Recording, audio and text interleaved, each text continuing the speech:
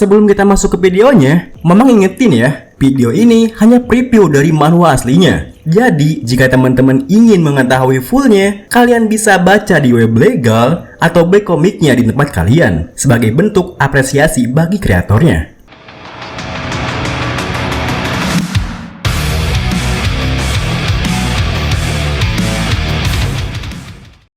Oh ya, buat teman-teman semua yang nyari sebuah platform buat streaming, nonton video, series, film, ataupun anime-anime, kalian bisa download sebuah aplikasi yang bernama Vino.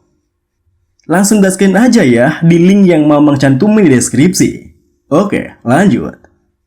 Halo semuanya, selamat toyahkio ya dimanapun kalian berada. Kembali lagi bersama Mamang, dan di video kali ini Mamang tuh bakal ngenalin sebuah manhwa baru yang berjudul Menjadi Anak Bungsu di Keluarga Kon di sebuah game. Manhwa ini bergenre action, drama, fantasi, dan juga game. Dan dengan rating saat ini 4,6 dari 5. Manhwa ini menceritakan kehidupan seorang pria muda bernama Bae Do Hyun, di mana Bae Do Hyun memainkan sebuah game virtual yang buatnya menjadi sangat kuat. Namun sayangnya, pergantian alur game tersebut membuatnya harus memusuhi guild-guild besar. Dan setelah sekian lama berkonflik dengan guild tersebut, Bae Do Hyun pun harus terbunuh di dunia nyata. Dan kemudian saat-saat terakhirnya, tiba-tiba saja ia terbangun di seorang anak remaja, putra bungsu seorang kon di dunia game yang telah ia mainkan selama masa hidupnya. Di tahun 2035, kemajuan teknologi di zaman ini telah melahirkan sebuah game virtual yang bernama Connect. Game tersebut memiliki realisasi yang sempurna dan bahkan hampir mirip dengan dunia nyata. NPC di sana memiliki AI yang sempurna hingga mereka tidak terlihat aneh sama sekali. Dan juga tentu saja pengalaman menjadi swordsman, mage, atau sekedar memiliki kekuatan super lainnya bisa player miliki dan rasakan dalam game tersebut. Berkat semua itu, mereka mampu menyedot 1 juta lebih pemain ke dalam game Connect.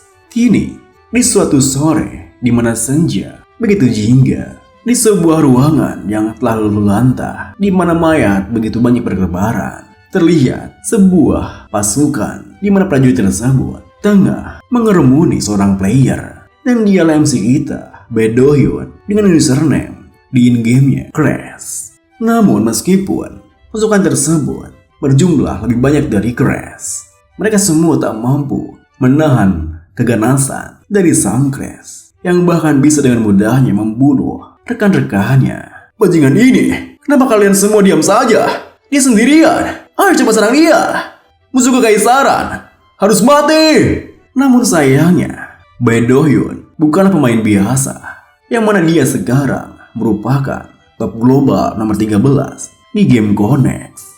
Dan kemampuannya telekinesis. Dan kemampuan itu, ia dengan mudahnya membantai lawan-lawannya yang mendekat ke arahnya. Bahkan jika pasukan tersebut menembakkan anak panah langsung ke arah Bae Do Hyun, dirinya sama sekali tidak menghindar.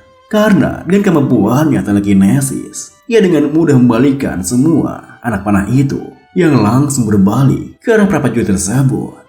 Anak panahnya, berhenti! Berlindung! Panahnya berbalik ke mengarah ke kita! Satu persatu, pasukan tersebut mulai bertumbangan yang membuat Bae Do Hyun sangat leluasa menyerang komandan mereka. Telekinesis jalan itu, skill curang macam apa itu? Namun, keganasan Bae Do Hyun tak berhenti sampai di sana, karena ia kini menggunakan senjata yang telah tercecer di tanah untuk menyerang balik para prajurit tersebut. Hei, lihat senjata itu. Dengan begitu, setelah memanfaatkan senjata-senjata itu untuk meluluhlantahkan prajurit tersebut, Bae Do Hyun pun melangkah masuk lebih dalam dari ruangan itu, meninggalkan tumpukan mayat yang telah tidak bernyawa. Saat kemudian, Bae Do Hyun membuka tudung kepalanya, lalu bergumam, di mana mereka menyembunyikan benda itu? Dikala Bae Do Hyun tengah mencari benda yang ia incar, tiba-tiba saja ia mendengar suara batu yang mana ternyata berasal dari seorang pria yang tengah sekarat. Pada akhirnya, hanya inilah yang terjadi. Seketika itu juga Bae Do Hyun melirik ke arah pria itu Dan ia pun menemukan benda yang ia cari yang ternyata tergantung di lehernya. Tanpa memedulikan perkataan pria yang sekarang, Baekdohyun mengambil kalung miliknya. Dewa berkata, "Selamat dunia ini akan segera tiba. Tapi kenapa? Mana sekumpulan kucing liar yang datang? Wahai orang asing, mengapa engkau membawa masalah ke dunia kami? Mengapa kalian membakar kota kami, membunuh orang-orang tidak bersalah, dan mengubah penduduk kami menjadi budak kalian?" Meskipun pria itu yang tengah sekarat sempat menghentikan tangan Dohyun, Dohyun sendiri tak memedulikannya dan ia pun langsung mengambil kalung miliknya. Jangan salahkan aku, tapi salahkan para bajingan Guild yang berkolusi dengan kekaisaranmu itu. Namun baru saja Baekdohyun akan bergerak, tiba-tiba saja ia mendengar keributan di luar ruangannya yang membuatnya segera bergegas sembari berkata, mungkinkah itu para anggota Guild yang datang? Dengan begitu, Dohyun pun kini melangkah naik ke sebuah altar sembari mendengarkan perkataan pria tadi yang sekarang. Ingatlah ini baik-baik, semuanya akan terjadi seperti apa yang dikehendaki sang dewa, dan pada akhirnya kau harus membayar semua atas dosa-dosamu. Kemudian dengan datarnya Dohyun terus berjalan dan ia pun menggunakan liontin kalungnya di atas sebuah meja di altarnya. Lalu setelah Dohyun meletakkan liontin itu, tiba-tiba saja dari bawah meja tersebut terbuka sebuah anak tangga yang menuruni bangunan itu. Tanpa babi ibu, Dohyun pun langsung menuruni anak tangganya sembari bergumam, "Menurut informasi yang kudapat, aku yakin tempatnya benar di sini." Itu dia. Mata Dohyun sontak terbelalak ketika melihat item-item yang ia inginkan. Semua ini adalah mythical item yang pertama kali muncul di Connect.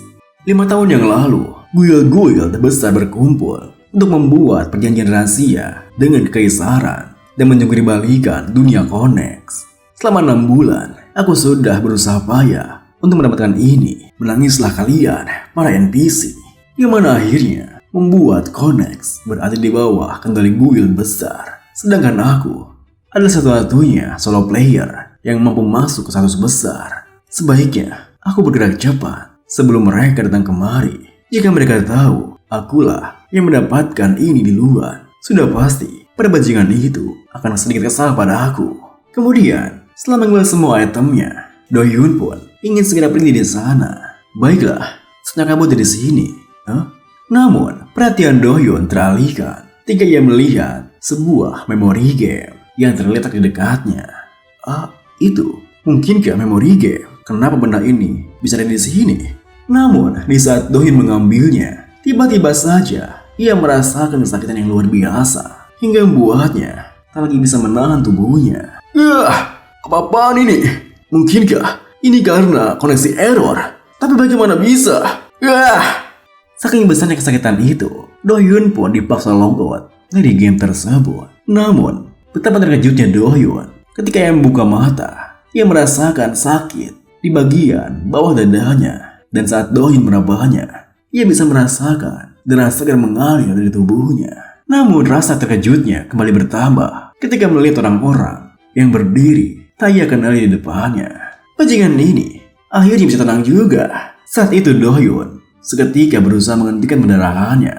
Lalu ia berpikir, sialan, padahal sedikit lagi aku berhasil. Aku tidak menyangka kalau mereka akan datang ke rumahku di kehidupan nyata. Lalu menusukku menggunakan pisau. Benar-benar sampah. Di saat Dohyun menahan kesakitannya, orang-orang berias hitam di depannya tersenyum puas berkata, "Tidak usah panik, kami juga sudah mau pergi kok. Santai saja." Salah seorang dari mereka yang tengah menelpon menuturkan, "Iya ketua, kami telah berhasil menangkapnya. Haruskah kami membawanya hidup-hidup?" Baik ketua." Setelah selesai menelpon, anak buahnya berkata, "Sekarang apa yang kita lakukan?" Pemimpin mereka kini menyalakan rokoknya menjawab, "Habisi dia, bawa kepalanya saja." Tentu saja bawahannya tak langsung membunuhnya dan malah ingin berniat bermain-main terlebih dahulu. "Bos, main-main dulu boleh nggak sih?" "Hei bocah, apakah menurutmu bermain game akan ada manfaatnya untukmu? Dan jika sekali kau menjadi sedikit terkenal, Pasti bagimu tidak ada hal yang menakutkan di dunia ini kan? Tentu saja, melihat tingkah mereka yang sedang mengelilinginya membuat Do-hyun merasa ketakutan. Tidak, jangan, biarkan aku hidup. Namun sayangnya, permintaan untuk nyawanya tak digubris sama sekali. Dan bahkan saat itu juga merupakan akhir hidupnya. Woi, tutuplah kepalanya. Dan mari kita mulai. Cerat. Dengan begitu, dikala kesadarannya mulai memudar, Do-hyun hanya bisa berkata dalam hatinya, konyol sekali. Mereka membunuh orang hanya karena game. Dasar orang-orang gila. Dan aku, apa akan mati sia-sia seperti ini? Namun, dikala kesadarannya semakin lama semakin memudar, tiba-tiba saja Do-hyun terbangun ketika mendengar suara sayup-sayup yang berkata, Tuan, mohon, bangunlah. Dengan sangat terkejut, Do-hyun pun kini terbangun di sebuah tubuh yang belum pernah ia lihat sebelumnya. Saat itu, Do-hyun yang merasa kebingungan melihat ke sekitarnya, berpikir, apa yang terjadi? Bukankah aku telah mati ditusuk menggunakan pisau itu? Namun, perhatian Do-hyun segera teralihkan ketika mendengar suara seorang Mai di sampingnya. Apa Anda sudah baikan, Pangeran Raul? Anda berkeringat sangat banyak. Haruskah saya manggil dokter? Seketika itu juga, mendengar nama pangeran itu, Do-hyun pun terdiam panik berpikir, Pangeran Raul?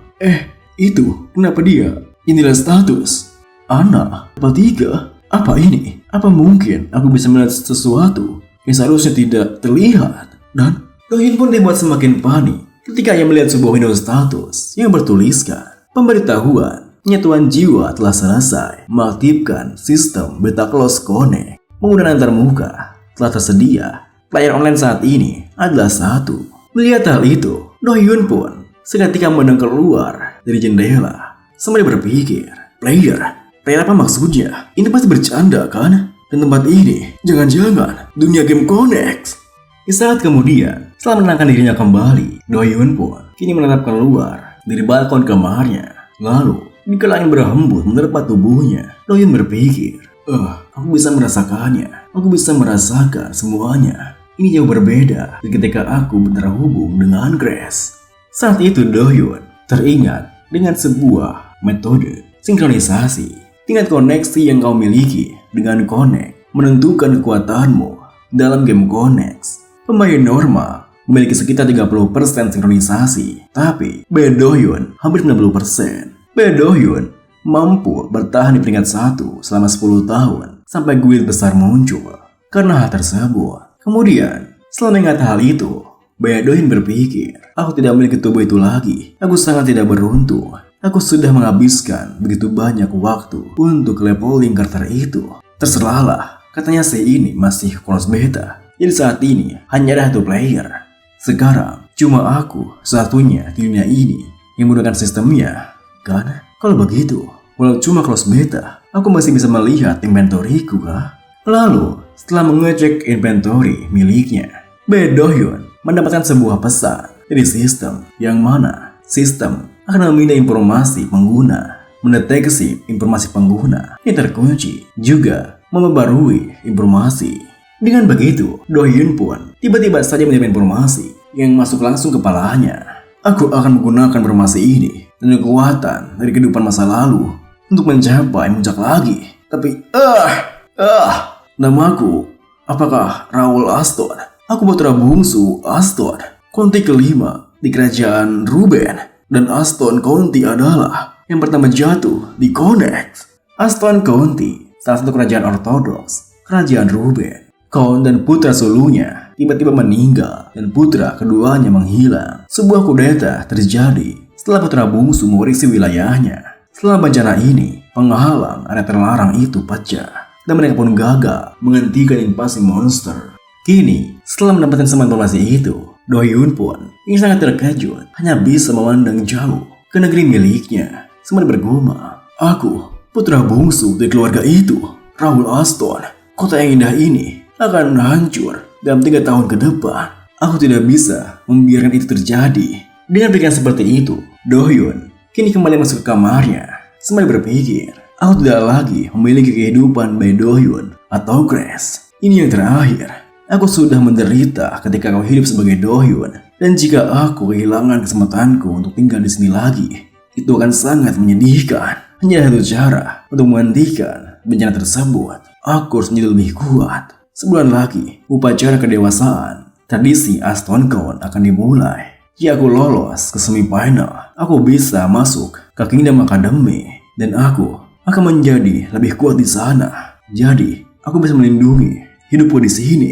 Dengan niatan itu, Do-hyun, yang kini kita panggil sebagai Raul, langsung melirik ke arah sebuah pedang di sudut kamarnya. Namun baru saja ia mengaitkan pedang tersebut beberapa kali, tiba-tiba saja tubuhnya tumbang dan kelelahan yang membuatnya merasa kesal, bahkan bergumam. Tubuh ini, mengapa aku begitu lelah setelah berpayudan? Dan levelku adalah 5, berbeda 2 tingkatan dengan main itu, si Ana. Aku harus mulai sekarang pelatihan untuk turnamen. Hari demi hari pun berlalu. Kini 1 bulan kemudian, tibalah hari di mana mulainya turnamen. Di sebuah area di mana penataran turnamen terbuka, terlihat Raul yang tengah ikut mengantri di sana. Sembari berpikir, wah, ada begitu banyak orang yang berpartisipasi dan aku harus melawan mereka. Rasa sakit yang kualami selama sebulan terakhir untuk melewati babak kualifikasi. Terakhir kali ku periksa, levelku telah naik jadi 13. Sepertinya kekuatan fisikku sudah siap. Dan untuk pertandingan mendatang, aku punya sedikit rencana. Aku harus masuk ke semifinal. Namun di saat Raul tengah memikirkan hal itu, tiba-tiba ia merasakan ada bahaya yang mendekat yang buatnya langsung bergerak, memutar tubuhnya. Dan ternyata sesuatu itu adalah tinjuan dari seorang pria muda yang langsung berkata, "Oh, maaf, tanganku terpeleset. Pangeran, apa kau di sini untuk mengikuti turnamen kedewasaan? Kukira kau akan mengurung diri di kamarmu dan menangis." Saat itu, meskipun pria itu tengah mengejeknya, Raul hanya terdiam menatapnya berpikir, siapa namanya? Dion. Dan di belakangnya adalah sepupunya, putra kedua dari paman Raul, Austin, yang berarti dia sepupuku. Di masa lalu, selama sesi latihan swordmanship bersama, ia menggunakan duel sebagai alasan untuk membuliku. Alasan kenapa instruktur atau kawan berpura-pura tidak tahu adalah karena semboyan keluarga, kebijaksanaan keluarga kawan, latihan seperti situasi sungguhan. Semua orang sama di tempat latihan, dan yang bertanggung jawab atas cedera selama pelatihan, yang berarti ia hanya bajingan yang menindas siapapun yang lebih lemah darinya. Lalu, karena Raul diam saja, Dion pun kembali mengejeknya. Hei pangeran, kau harus mundur selagi bisa. Kali ini bukan hanya 1 tulang saja, akan kupatahkan semua yang ada di tubuhmu. Hei, biarkan dia lewat, nanti dia menangis loh. Setelah puas mengejek Raul, Dion pun pergi melangkah melewatinya. Saat itu, Raul pun tersenyum menatapnya, sembari berpikir, Dion, dia berharap untuk memenangkan turnamen ini. Tertawalah selagi bisa, aku akan menghancurkanmu di final nanti. Sore harinya, di kediaman Kon Melvin Aston, terlihat seorang pelayan yang tengah memberikan sebuah laporan. Tuan, ini laporan turnamen hari ini. Kon Melvin Aston, yang merupakan ayah Raul, langsung meminta dokumennya. Berikan padaku, apa ada orang yang berguna? Di saat Pak Melvin membaca laporannya, pelayannya berkata tentang itu, namun sebelum pelayannya berkata, tiba-tiba saja Pak Melvin langsung bertanya padanya, di mana Raul sekarang? Pelayannya pun menjawab, Tuan Raul kembali ke kamarnya setelah menyelesaikan makanannya. Kurasa beliau telah menggunakan semua kekuatannya selama babak kualifikasi dan kembali beristirahat. Mendengar jawabannya, Pak Melvin pun menimpali. Baiklah, kau boleh pergi. Saat kemudian, setelah kepergian pelayannya, Pak Melvin pun tak bisa lagi menahan tawanya. Dia memanglah anakku, Raul. Dia benar-benar berhasil. Dia berhasil sampai ke grup stage. Dia lebih lemah dibandingkan saudara-saudaranya. Jadi, aku tidak memaksanya untuk berlatih swordmanship. Tapi tiba-tiba, ia mulai berlatih untuk turnamen yang akan diadakan sebulan lagi. Pada awalnya, ia akan pingsan setelah kurang dari 10 menit. namun ia tidak pernah menyerah. Aku tahu bahwa karena tubuhnya yang lemah, dia selalu diintimidasi oleh teman-temannya dengan dalih latihan pedang. Tapi jika aku ikut campur, Raul akan dicap sebagai aib bagi keluarga karena tidak bisa berbuat apa-apa tanpa bantuanku. Aku tidak punya pilihan lain selain melihatnya untuk berusaha bangkit sendiri. Di tengah kesulitan seperti itu, ia telah melebihi ekspektasiku. Setelah acara utama selesai, aku akan pergi mencari udara segar bersama anakku. Beberapa hari kemudian, tibalah hari di mana babak final dilaksanakan. Di tengah sebuah arena, di mana sorak-sorai para penonton terus terdengar. Lihat seorang pria yang begitu kesusahan, bahkan tidak menduga jika lawannya akan bisa bertahan selama itu. Ditambah lagi para penonton semakin menekannya dengan teriakan-teriakannya. Woi, apa yang kau lakukan? Buatlah lebih menyenangkan. Berhentilah membuang-buang waktu. Cepat habisi dia. Ayo. Dan video ini pun diakhiri dengan ternyata yang menjadi lawan pria itu adalah Raul yang masih bisa bertahan di tengah gempuran serangannya, yang bahkan buat pelawannya merasa kesal berpikir, sia, pecundang ini, kenapa ia masih bisa berdiri? Terima kasih buat teman-teman semua yang udah nonton. Mohon maaf jika ada salah-salah kata atau pengucapan Mamang yang kurang jelas. Sampai jumpa di video berikutnya.